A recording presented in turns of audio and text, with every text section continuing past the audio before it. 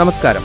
Fast cricket വാർത്തയുടെ പുതിയ വീഡിയോയിലേക്ക് എല്ലാവർക്കും സ്വാഗതം. ക്രിക്കറ്റ് ലോകത്തെ ഏറ്റവും പുതിയ വാർത്തകൾ അറിയാൻ ഈ ചാനൽ സബ്സ്ക്രൈബ് ചെയ്യാൻ മറക്കരുത്. ഏഷ്യാ കപ്പിനുള്ള ഇന്ത്യൻ സ്ക്വാഡിനെ അടുത്തയാഴ്ച പ്രഖ്യാപിക്കാനിരിക്കെ ടീമിനെക്കുറിച്ചുള്ള നിർണായക സൂചനകൾ പുറത്തുവന്നിരിക്കുകയാണ്. ഫിറ്റ്നസ് വീണ്ടെടുത്തുകൊണ്ടിരിക്കുന്ന സൂപ്പർ താരം സൂര്യകുമാർ യാദവ് തന്നെ ടീമിനെ നയിക്കുമെന്ന് ഉറപ്പായിട്ടുണ്ട്. എന്നാൽ ടീമിനെ സംബന്ധിച്ചുള്ള സർപ്രൈസുകളിലൊന്ന് ടെസ്റ്റ് ക്യാപ്റ്റനും യുവ സൂപ്പർ താരവുമായ ശുഭ്മൻ ഗില്ലിന്റെ മടങ്ങിവരവാണ്. ഒരു ഇടവേളയ്ക്ക് ശേഷമാണ് T20 ടീമിലേക്ക് അദ്ദേഹം തിരിച്ചെത്തുന്നത്. ടീമിന്റെ വൈസ് ക്യാപ്റ്റൻസിയും ഗില്ലിന് ലഭിക്കുമെന്നാണ് സൂചനകൾ. മലയാളി വിക്കറ്റ് കീപ്പർ സഞ്ജു സാംസൺ ആണ് ഏഷ്യാ കപ്പ് ടീമിൽ സ്ഥാനമുറപ്പിച്ച മറ്റൊരാൾ.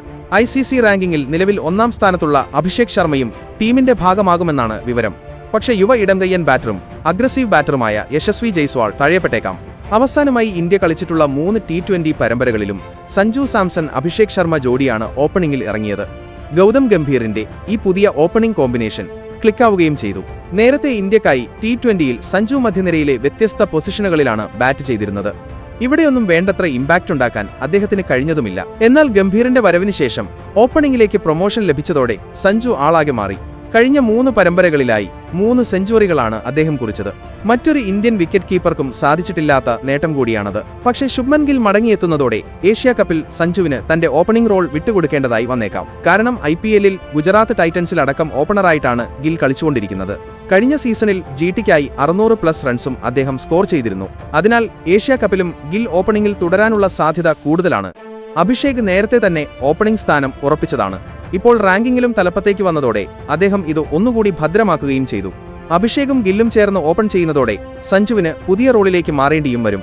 ഏഷ്യാ കപ്പിൽ ഓപ്പണിംഗ് റോൾ അസാധ്യമാണെങ്കിൽ സഞ്ജു സാംസണിന് ഏറ്റവും അനുയോജ്യമായ പൊസിഷൻ 3 ആണ്. കരിയറിൽ അദ്ദേഹം കൂടുതൽ കളിച്ചിട്ടുള്ളതും ഇവിടെ തന്നെ. പക്ഷെ അത് IPLൽ രാജസ്ഥാൻ റോയൽസിന് വേണ്ടിയാണെന്ന് മാത്രം.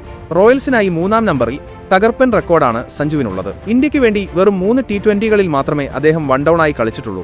എന്നാൽ വിവിധ ടീമുകൾക്കായി ഇതുവരെ കളിച്ചിട്ടുള്ള 291 ഇന്നിംഗ്സുകളിൽ 133ലും സഞ്ജു ബാറ്റ് ചെയ്തത് 3-ാം നമ്പറിലാണ്. 4136 റൺസും അദ്ദേഹം സ്കോർ ചെയ്തിട്ടുണ്ട്. 35.65 ശരാശരിയോടെയാണിത്. ആകെയുള്ള T20 കരിയർ ശരാശരിയേക്കാൾ 29.68 മികച്ചതാണിത്.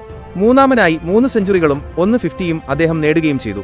അതിനാൽ ഏഷ്യാ കപ്പിൽ ശുഭ്മൻ ഗിൽ അഭിഷേക് ശർമ്മ ജോഡി ഓപ്പൺ ചെയ്യുകയാണെങ്കിൽ 3-ാം നമ്പർ തീർച്ചയായും സഞ്ജുവിന് നൽകാം. എന്നാൽ 3ലേക്ക് അദ്ദേഹം വരുന്നതോടെ പണി കിട്ടുക യുവതാരം തിലക് വർമ്മയ്ക്കാണ്. അവസാനത്തെ കുറച്ച് T20കളിൽ അദ്ദേഹം ഈ പൊസിഷനിൽ ബാറ്റ് ചെയ്തത് 2 സെഞ്ചുറികളടക്കം തിലക് നേടുകയും ചെയ്തു. എന്നാൽ ഏഷ്യാ കപ്പിൽ അദ്ദേഹത്തിന് 5ലേക്ക് മാറേണ്ടി വരും. 4-ാം നമ്പറിന്റെ അവകാശി ക്യാപ്റ്റൻ സൂര്യകുമാർ യാദവാണ്.